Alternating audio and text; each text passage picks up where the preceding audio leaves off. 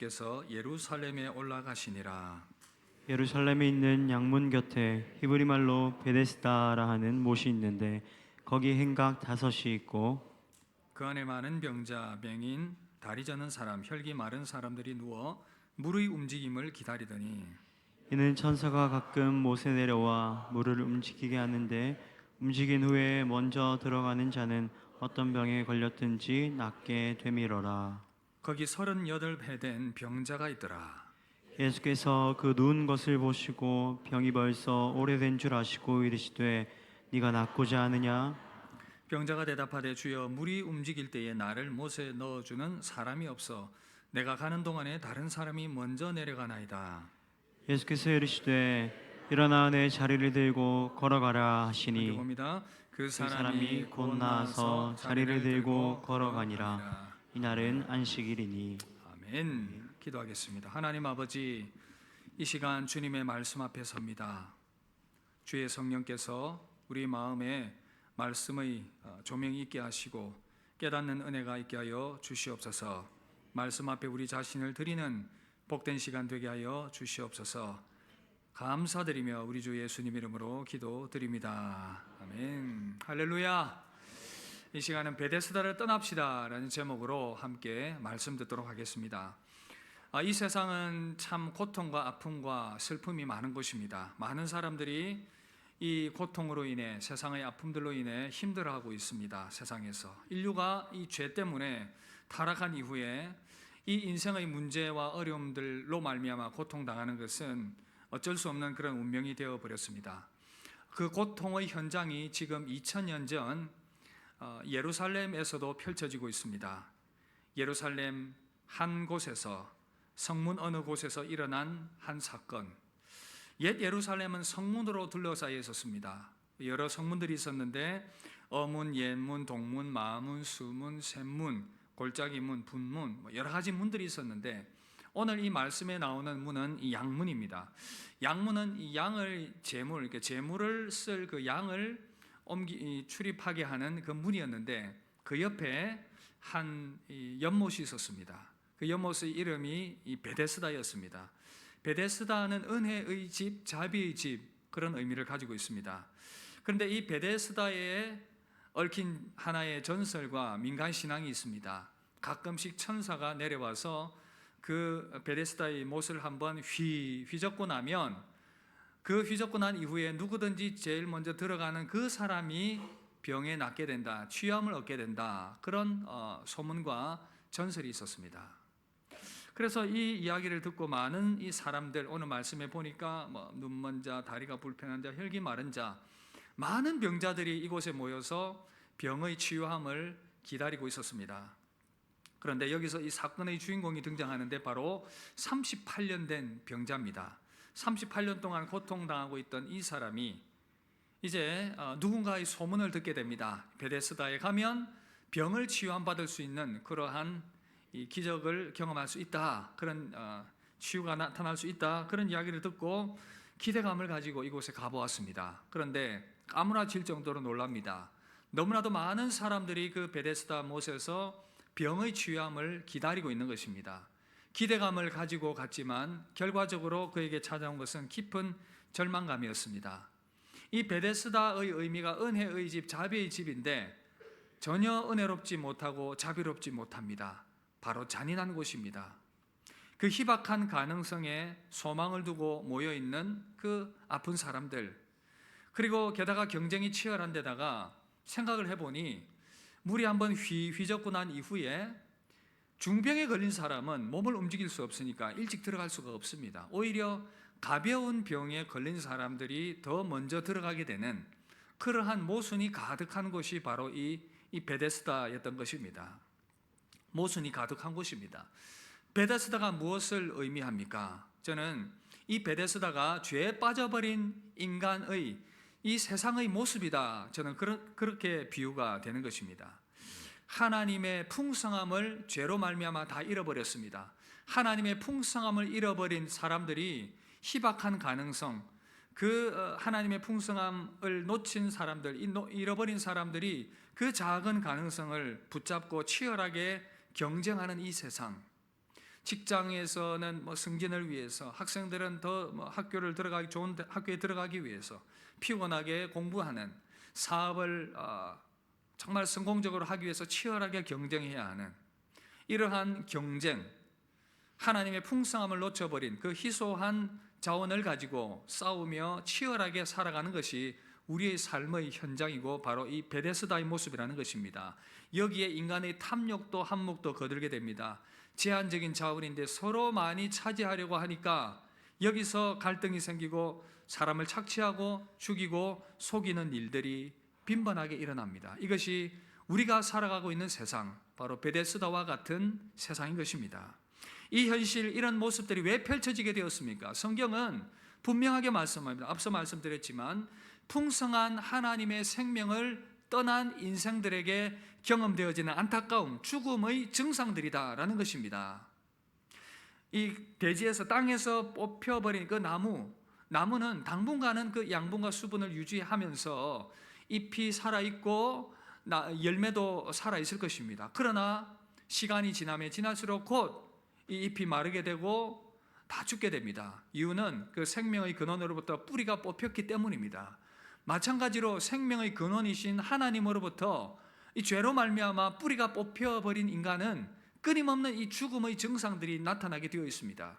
그 죽음의 증상들이 무엇입니까? 인간에게 찾아온 이 질병, 그리고 육체의 죽음, 그리고 또한 그 죽음의 이 증상이 나타나는 모습들 가운데에서 이 희소한 그 자원을 차지하려고 하는 그러한 이 경쟁 가운데에서 나타나게 되는 그러한 안타까운 모습들, 바로 베데스다와 같은 이 세상의 모습이라는 것입니다.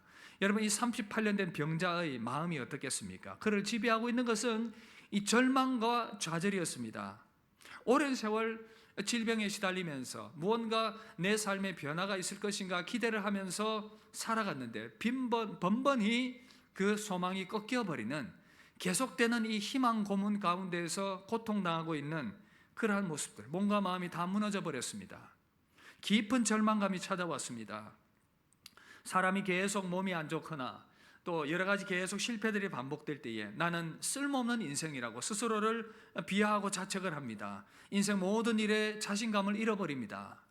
그리고는 이제 이 젊은이들이 입시라든지 연애라든지 취직에 실패하고 또 사업에 실패하고 계획한 일들과 이런 많은 실패의 경험들 가운데에서 계속되어지는 그러한 이 절망감들, 스스로 인생 나고자라고 생각을 하면서 고통하고 있습니다.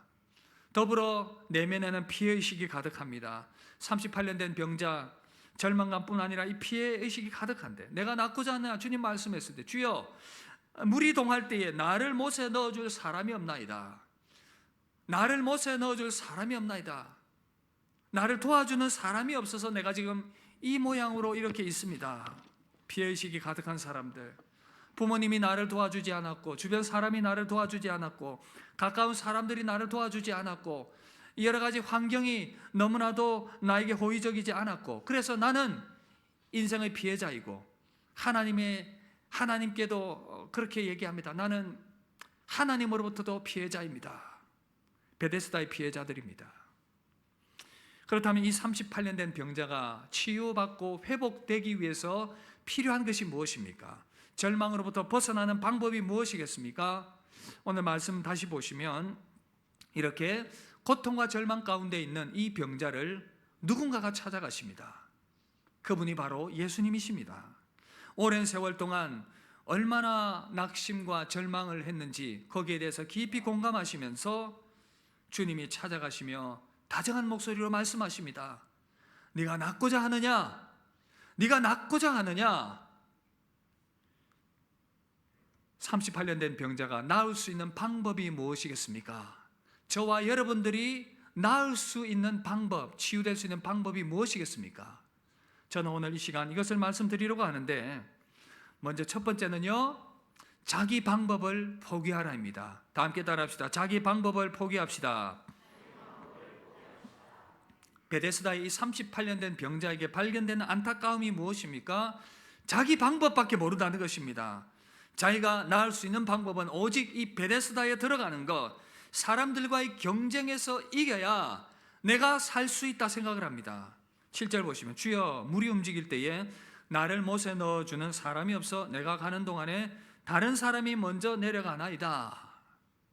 여러분 이렇게 핑계를 대는 것도 있지만 그가 머릿속에 가지고 있는 오직 유일한 방법, 그 베데스다 못에 들어가는 것, 여기에만 들어가면 내가 고침받을 수 있고 치유함 받을 수 있는데 여기에 내가 들어가지 못해서 이런 상황이다.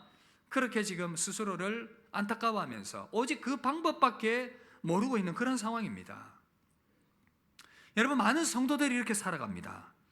예수님을 단지 내가 원하는 그 베데스다 거기로 들어가는데 필요한 조력자 정도로 생각합니다. 주님, 내가 이러한 인생의 목표, 내가 원하는 것이 있는데 주님 도와주십시오. 저 베데스다로 들어가는데 내 힘이 부족하니 주님 좀 도와주셔서, 그래서 주님 내 앞길에 있는 걸림돌과 장애를 제거해 주시면 내 방법대로 내가 목표한 저 베데스다에 내가 들어가서 내가 승리할 수 있습니다. 사람들은 하나님과 상관없이 나의 세운 그 야망과 목표를 자신만의 그 방법들을 고집하면서 계속해서 살아갑니다. 세월이 가도 자기의 방법만 고집하면서 절망과 피해의식에 계속 사로잡혀 살아가고 있습니다. 여러분 이 자기 방법을 포기하지 않는 것, 이것이 왜 문제가 되겠습니까? 그 중심이 하나님이 아니라 결국 나 중심이고 나를 위한 신앙일 경우들이 상당히 많이 있습니다. 다 그렇다는 건 아니지만 하나님이 내 중심 인생에 그저 도움이 필요한 분, 우상 정도밖에 되지 않는 그런 경우들도 있더라고요. 계속해서 자기 힘으로 자기 목표로 살아가고자 하는 그 변함없는 이 자기중심적인 생각, 성도는 여기서 다시 한번 깊이 생각을 해봐야 됩니다. 지금 내가 진정 원하고 바라는 그 방법, 진정 하나님이 원하시는 방법일까? 여러분 하나님 방법 다를 수가 있습니다. 내가 생각하는 방법은 나의 한계 안에서 꼭 그 방법이어야 하는데, 우리를 다 아시는 하나님은 우리 인생에 가장 좋은 것, 더 멀리 보시고 가장 유익하고 바른 길로 인도하고 계십니다. 이사야 55장 8절 9절 뭐라고 말씀합니까? 우리 이 말씀 함께 읽겠습니다. 이는 내 생각이 너의 생각과 다르며 내 길은 너희의 길과 다름이니라. 여호와의 말씀이니라. 이는 하늘이 땅보다 높음같이 내 길은 너희의 길보다 높으며 내 생각은 너희의 생각보다 높음이니라. 여러분 하나님의 생각은 우리의 생각보다 더 높으십니다. 우리 이해를 초월합니다. 우리를 향하신 하나님의 그 아름다운 역사와 지혜와 인도는 언제 일어납니까? 바로 나의 방식을 포기할 때에, 자기 방법을 포기할 때입니다. 여러분들의 방법을 포기하시길 바랍니다. 여러분들의 고집을 포기하시길 바랍니다. 그럴 때에 문제가 해결될 그 길이 보입니다. 자기의 고집과 방법을 버릴 때에 새로운 방법이 보이기 시작합니다. 그러면 자기의 방법을 포기하고 우리는 어떻게 해야 되겠습니까? 바로 예수님의 방법에 맡겨드려야 합니다. 예수님과 함께 새로운 삶을 시작해야 합니다. 그래야 우리는 새로운 길을 경험할 수가 있습니다. 그렇다면 예수님과 함께 새롭게 시작하는 방법이 무엇입니까? 오늘 말씀은 바로 이 베데스다가 아닌 말씀을 붙들라, 예수님을 붙들라 말씀합니다. 베데스다가 아닌 예수님의 말씀을 붙드는 것. 38년 된 병자에게 주님 뭐라고 말씀하십니까? 5장 8절 보시면 예수께서 이르시되 일어나 내 자리를 들고 걸어가라. 일어나 내 자리를 들고 걸어가라. 이 병자가 말씀을 붙듭니다. 9절 그 사람이 곧 나와서 자리를 들고 걸어가니라. 38년 된 병자 그때 깨달았습니다. 진정한 치유와 회복은 내가 생각하는 그 베데스다로 들어가는 것이 아니라 예수님의 말씀을 듣는 것, 예수님 그분을 바라보는 것에 있다는 것을 그는 깨달았습니다. 세상 사람들은 이 베데스다에 먼저 들어가겠다고 길을 쓰고 발버둥칩니다. 우리도 세상 사람들과 동일하게 이 베데스다 연못에 더 빨리 들어가겠다고 발버둥을 치며 살아갑니다. 우리는 그렇게 생각합니다. 치열한 경쟁에서 승리하여 이기고 또 이겨서 인생 베데스다에서 내가 승자가 되어서 세상 멋지게 살아가고 싶다고, 내가 원하는 목표 그 인생 예수님 도와주셔서 그 인생 내가 멋지게 살아보고 싶다고 그렇게 우리는 소원합니다. 그러나 여러분, 예수님이 원하시는 것이 무엇입니까? 38년 된 그 병자를 이 베데스다의 경쟁에서 끌어내시는 것이었습니다. 그분의 말씀에 순종하게 하시는 것이었습니다. 베데스다에 계속 누워 있지 말고 거기서 일어나서 네 자리를 들고 걸어가라. 성도들인 우리들도 함께 이 베데스다 경쟁에 뛰어들어서 세상 사람들과 동일한 방식으로 살아가는 이유가 무엇입니까? 말씀을 모르기 때문입니다. 말씀을 적용하지 않기 때문입니다. 우리에게 주님 동일하게 말씀하십니다. 베데스다에 계속 누워있지 말고 일어나 내 자리를 들고 걸어가라. 베데스다에 있지 말고 말씀을 붙들라, 그렇게 말씀합니다. 여러분, 그렇다면 이 말씀을 붙드는 삶이란 무엇이겠습니까? 베데스다를 떠나라, 베데스다의 방식을 버리라, 그러니까 세상 모든 경쟁 포기하고 그냥 하나님 찾으면서 그렇게 그냥 교회에 맨날 살고 맨날 기도만 하고 있으라, 그 말씀이겠습니까? 학생들은 뭐 공부 포기하고 어디 교회에 살고 그냥 막 교회에서 기도하고 있으라? 아니지요. 성도들이지만 이 시대를 살아가는 저와 여러분들은 어쩔 수 없이 이 베데스다에 던져져 있고 여기서 삶을 살아가고 있습니다. 살아가는 모습은 별반 차이가 없습니다. 우리 또한 경쟁을 해야 됩니다. 대학 입시와 취업과 직장과 사업과 이 결혼과 출산과 육아와 노후 준비와 이 땅에서의 삶의 자리들을 확보하면서 살아가야 하는 변함없는 이 베데스다가 우리 앞에 펼쳐져 있습니다. 성도들도 열심히 노력해서 아름다운 미래를 꿈꾸겠다는 거 부정할 수 없습니다. 그래서 어찌되었든 주어진 이 삶의 현장에서 학생이든 직장인이든 사업하시는 분들이든 어떤 일을 하든 자신의 역량을 최대한 개발해서 최선을 다하며 살아야 합니다. 그러나 성도가 살아가는 삶의 방식과 마음의 중심은 완전히 달라야 합니다. 이 땅에서 살아가지만 이 땅에서 살아가지 않는 것 같은 그리스도인의 모습으로, 이 땅에 속하지 않는 성도의 모습으로 살아가야 한다는 것입니다. 이것이 바로 말씀을 붙들고 살아가는 인생입니다. 오늘 말씀, 특별히 이 말씀의 핵심 원리를 적용을 한다면 저는 이 부분을 강조하고 싶습니다. 바로 하나님께서 그 아들 예수 그리스도를 내어주실 만큼 저와 여러분들 이 각자를 있는 그대로 사랑하셨다는 이 사실, 이 말씀, 이 복음의 핵심, 이것을 우리가 좀 붙들어야 합니다. 그렇다면 나 자신을 볼 때도 하나님의 관점으로 바라보면서 나에게 주어진 은사와 달란트에 집중하는 것입니다. 누군가와 비교해서 내가 더 잘되는 인생이 아니라 나를 독특하게 창조하신 하나님의 뜻을 이뤄가는 인생이 복된 인생이라는 것입니다. 여러분, 우리를 망치는 것 어디에 있습니까? 바로 비교의식입니다. 비교하는 순간 뒤처져 있다는 생각이 들고 자신을 더 나타내고 싶은 욕망 때문에 이 불안과 근심이 찾아옵니다. 여러분, 놀랍고 안타까운 것은 우리나라 최고 대학인 서울대학교 학생들, 하버드 대학 학생들을 보면서 부러워합니다. 내가 왜 유학을 가지 못했던가? 내가 왜 외국의 유수 대학을 가지 못했던가? 그러고 앉아 있습니다. 비교하는 순간 우리는 불행해집니다. 그 어떤 위치 가운데 있어도 비교하는 순간 불행해집니다. 여러분, 토끼와 거북이 경주 이야기 잘 아시죠? 토끼는 열심히 달려서 거북이보다 앞서서 이 정도면 됐다. 여러분, 이 이야기의 핵심은 토끼의 게으름이 아니라 거북이의 묵묵함에 있습니다. 여러분, 이 거북이는 토끼가 아니라 자기와 경쟁했습니다.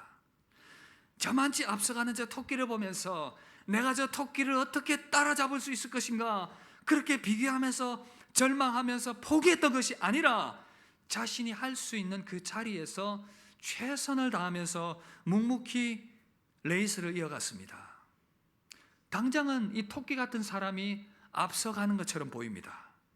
그러나 인생의 긴 레이스를 보면은 이 잘 달린 이 거북이들이 의외로 많이 있습니다. 비교할 필요가 없습니다. 오직 나를 사랑하시는 하나님 앞에서 내가 그저 나에게 주어진 그 잠재력을 최선을 다해서 발휘하면서 열심히 살아가는 것입니다. 이것이 베데스다의 방식을 떠난 삶의 모습입니다. 말씀을 붙들고 살아가는 사람들, 하나님 앞에서 자신을 긍정적으로 바라봅니다. 숨은 자신의 재능과 능력을 발견하고 다른 사람들과도 좋은 관계, 따뜻한 관계를 유지하면서 살아갑니다. 다른 사람을 품을 줄도 알고 용서할 줄도 알고 삶의 상처를 안아줄 수도 있는 그런 여유로운 인생을 살아가게 되는 것입니다. 여러분, 인생은 생각보다 쉽지 않은 여정이기 때문에 우리 인생에 여러 가지 많은 굴곡들이 있을 수 있습니다. 때로는 학생들이 진학에 실패하고, 또 젊은이 취직에 실패하고, 결혼에 실패하고, 실연과 실직을 당하게 되고, 사업에 실패하고, 여러 가지 많은 힘든 상황에 놓일 수도 있지만, 그러나 말씀 붙들고 살아가는 사람들은 그 가운데서도 다시 일어납니다. 인생의 복원력들, 이 회복력이 너무 좋기 때문에 다시금 털고 일어나는 것, 이것이 더 중요한 것입니다. 우리 인생에. 여러분, 사실 공부를 잘해서 좋은 대학을 가고 대기업에 취직을 하고 사업에 성공을 하고 취직해서 좋은 데 취직해봐야 40대 은퇴하고, 또 대부분 50대 은퇴를 하고 길어봤자 60대까지 가는데, 조금 지나보면 다 비슷하더라고요. 그리고 누군가는 선망하는 그 어떤 직업도 막상 해보면 그렇게 꿈꿔왔던 것처럼 이상적인 것도 아니더라는 것. 이전에 제가 개인 병원을 하고 있는 어느 장로님, 이전에 섬겼던 교회, 그 장로님 병원을 간 적이 있습니다. 환자들이 많이 없어서 개인적인 이야기를 좀 할 시간들이 있어가지고 이런저런 이야기를 하는데, 한 번은 그런 말씀을 하시더라고요. 목사님, 내가 맨날 이 책상에 앉아갖고 환자들 보고 있으니까 얼마나 지겨운지 모르겠습니다. 너무 지겨워가지고 제가 석 달에 한 번씩 책상 위치를 옮깁니다. 이렇게 앉았다가 또 지겨워보면 방향을 또 이렇게 바꿨다가, 또 지겨우면 또 이쪽으로 바꿨다가, 그냥 삶이 지겹다고. 여러분, 앉아서 배부른 소리 하고 있네, 그럴 수는 있지만, 그러나 여러분, 의사가 돈을 많이 번다고 해서 좋은 것 있을 수 있지만, 그런데 이 돈이라는 것이 제가 이전에 말씀드렸지만 일정 수입 이상이 되면 돈을 통해 얻는 인생의 만족감은 그렇게 크지 않습니다. 여러분, 생각해 보십시오. 돈이 좀 많으니까 다른 사람들보다 좀 더 좋은 집에 삽니다. 돈이 좀 많으니까 새끼 먹을 음식, 조금 더 좋은 음식 먹습니다.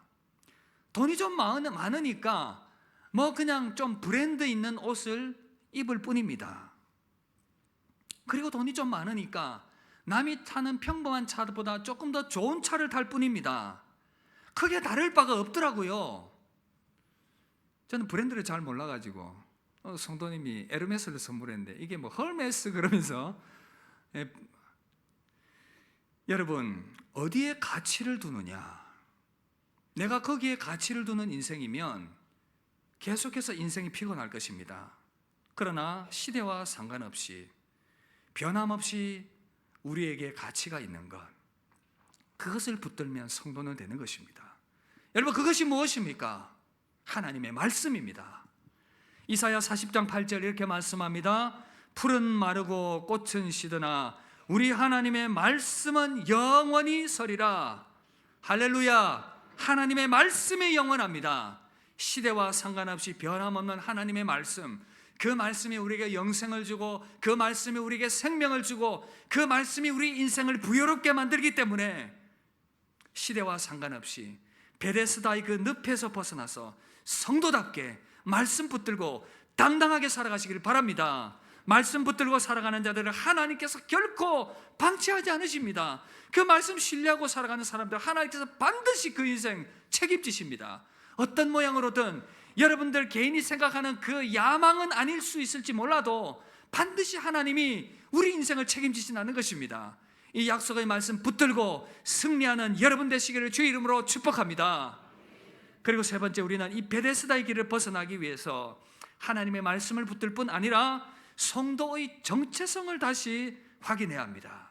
성도의 정체성, 다 함께 따라합시다. 성도의 정체성을 붙들자. 스티브 도냐후라는 분이 사막을 건너는 6가지 방법이라는 책에서 이런 말을 했습니다. 지도보다는 나침반을 따라가라. 지도보다는 나침반을 따라가라. 이런 이야기를 한 이유가 있습니다. 사막을 한번 생각해 보십시오. 사막의 지형이란 너무나도 가변적입니다. 어느 날 언덕이었던 곳이 평지가 되어 있습니다. 어느 날 평지였던 곳이 언덕이 되어 있습니다. 왜 그럴까요? 바람이 사방에서 불면 언제든지 사막의 지형은 바뀌어질 수 있습니다. 그러나 나침반은 변함이 없습니다. 그래서 나침반을 보면서 따라가라, 그런 도전인데, 인생이 그럴 수가 있습니다. 사람들이 인생의 구체적인 이 목적지와 목표를 딱 세웁니다. 안 세우는 것보다는 훨씬 낫겠지만, 내가 그래서 어떤 목표를 향해 나아가고 어떤 일을 할 것인지, 여기에 인생의 목표를 너무 집중을 가다 보면 그 목적지가 사라지게 될 때에 방황하게 됩니다. 그래서 목적지에서 해방될 필요가 있습니다. 무슨 말일까요? 내가 구체적으로 나아가야 될 그 방향인 나침반을 잡고, 목적지는 가변적이기 때문에, 그래서 변함없이 내 인생의 방향을 알려주는 그 나침반을 목표로 하면서 목적지를 설정하더라도 나침반을 항상 점검해 가면서 살아가게 될 때에 행여나 목적지가 없어지더라도 방황하지 않고 쓰러지지 않게 된다는 것입니다. 성도의 나침반이 무엇입니까? 하나님 나라입니다. 성도는 하나님 나라를 향해 나아가는 존재들입니다. 하나님 나라의 그래서 가치를 이 땅에서 실현하며 이 땅에서 그 하나님 나라의 가치를 붙들고 살아가는 인생이라는 것입니다. 우리가 이 베데스다 같은 인생을 살아가지만, 이 땅을 살아가지만 성도의 궁극적인 목적지는 하나님의 나라입니다. 천국인 줄 믿습니다. 이 땅의 삶도 소중하지만 이것이 전부가 아니라는 사실을 인식할 필요가 있습니다. 골로새서 3장 1절 3절로 함께 읽읍시다. 그러므로 너희가 그리스도와 함께 다시 살리심을 받았으면 위의 것을 찾으라. 거기는 그리스도께서 하나님 우편에 앉아 계시느니라. 위의 것을 생각하고 땅의 것을 생각하지 말라. 이는 너희가 죽었고 너희 생명이 그리스도와 함께 하나님 안에 감추어졌음이라. 아멘. 여러분, 지금 이 베데스다는 이 세상의 삶의 방식들, 그렇게 살아가라고 계속해서 우리 성도들을 도전하고 유혹하고 있습니다. 그러나 기억하십시오. 이 베데스다의 경쟁의 삶의 방식, 하나님 나라 백성의 삶의 방식이 아닙니다. 성도는 하나님 나라 백성들이기 때문에 그 나라 백성답게 살아야 합니다. 물론 내가 열심히 살아가는 가운데 어쩔 수 없이 펼쳐지게 되는 경쟁이긴 하지만, 그래서 그 누구보다도 열심히 주어진 인생을 살아가야 할 것이지만, 그러나 이 세상에서 내가 경쟁에서 승리자로서, 내가 그래서 그 승리한 것을 얻었고, 그로 말미암아 내가 즐겁고 행복하고, 그로 말미암아 내가 이 땅에서의 목표를 이루었고, 내가 떵떵거리면서 이 땅에서 큰 소리치며 살아가는 것, 그것이 목표가 아니라는 것입니다. 베데스다의 삶의 방식이 아니라 하나님 나라의 삶의 방식. 그래서 성도는 이 베데스다와 같은 세상에서 경쟁에서 사람들이 볼 때에 승리해서 내가 높은 위치에 놓이고 성공을 했다 하더라도, 하나님 나라의 삶의 방식과 가치를 가진 사람들은 그 자리를 가운데서도 교만하지 않고, 사람들을 생각할 줄 알고, 하나님 나라를 생각할 줄 알고, 여유를 가질 줄 알고, 베풀 줄 아는 인생으로 살아가게 된다는 것입니다.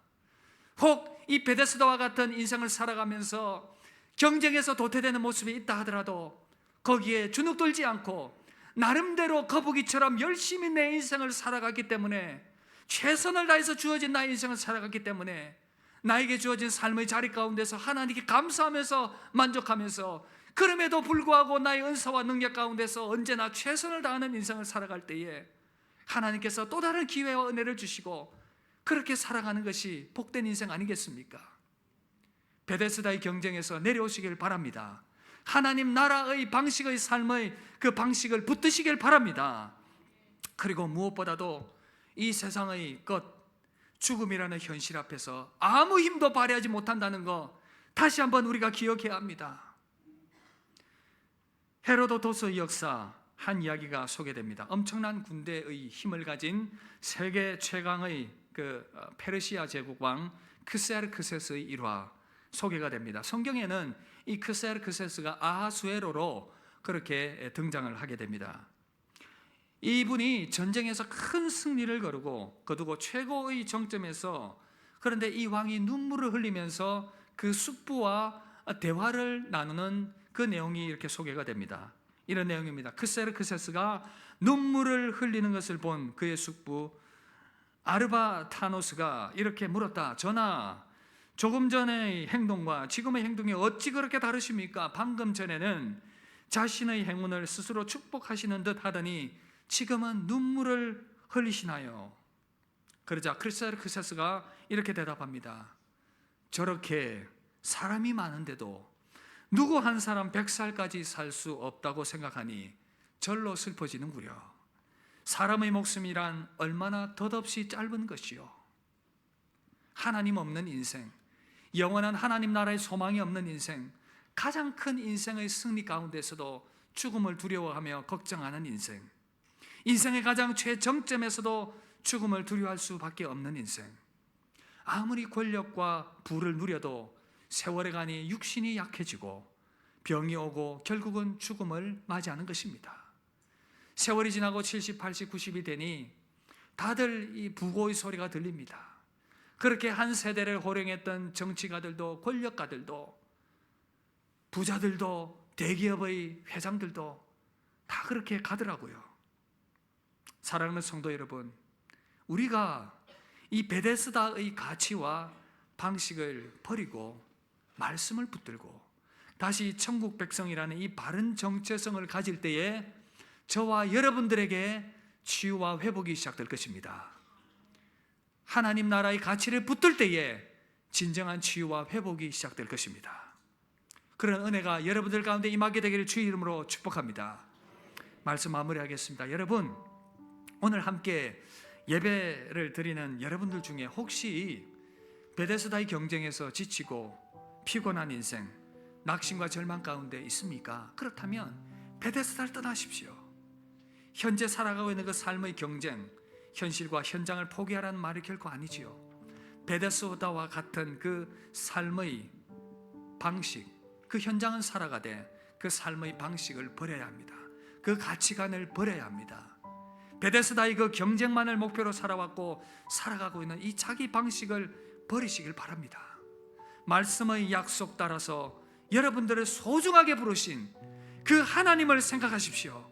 다른 사람들과 비교하면서 항상 불행한 인생 살아가지 마시고 여러분들을 지금도 소중하게 여기시고 귀하게 여기시고 가치 있게 여기시는 그 하나님을 바라보시고 여러분들의 생애 가운데 주신 그 역량과 능력과 기회 안에서 최선을 다하면서 그렇게 살아가십시오.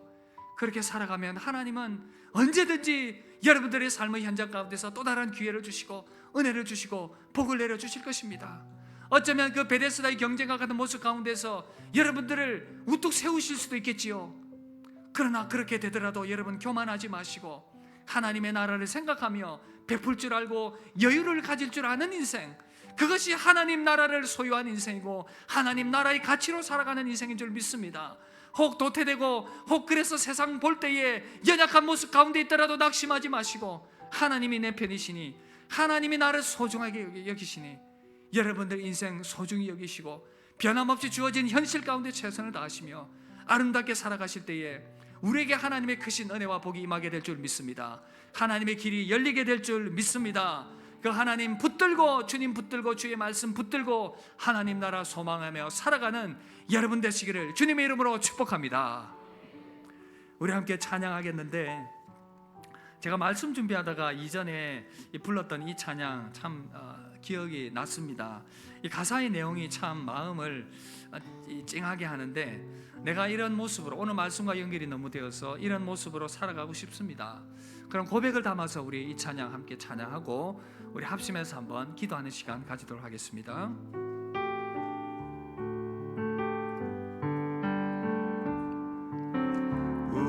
우리가 간직해야 할 소중한 것 있다면 내 삶을 누군가에게 나눠줄 수 있는 것,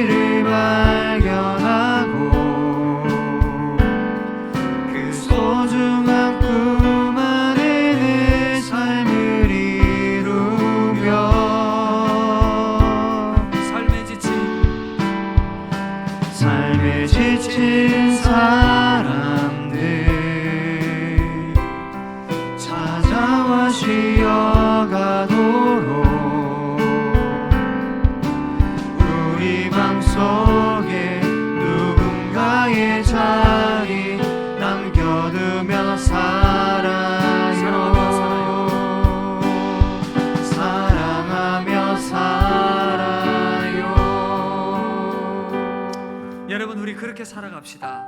이 찬양의 고백처럼 우리 그렇게 살아갑시다. 그 누구와도 비교하지 마시고 우리를 사랑하시는 그 하나님, 그 독생자 아끼기까지 우리를 아끼지 아니하시는 그 주님의 사랑, 그 하나님의 사랑, 그 사랑을 우리가 받았습니다. 그 사랑을 받은 자라면 여러분, 우리를 귀하게 여깁시다. 내가 받은 바 은사와 능력이 비록 부족하다 하더라도 다른 사람들과 비교하지 마시고, 내가 가진 것 부족하더라도 비교하지 마시고, 그저 주어진 삶에 감사하면서, 그러나 은사와 주어진 능력 가운데 최선을 다하며 살아가는 것, 하나님께 감사하며 살아가는 것, 그것이 저와 여러분들에게 요구하시는 삶의 방식입니다. 우리 시간 기도하며 나아갑시다. 하나님, 그렇게 살아가길 원합니다. 말씀 붙들고 하나님 나라 방식으로 살아가길 원합니다. 그런 삶 살게 하여 주시옵소서. 우리 합심하여 한번 기도하도록 하겠습니다. 기도하겠습니다. 하나님 아버지, 감사합니다.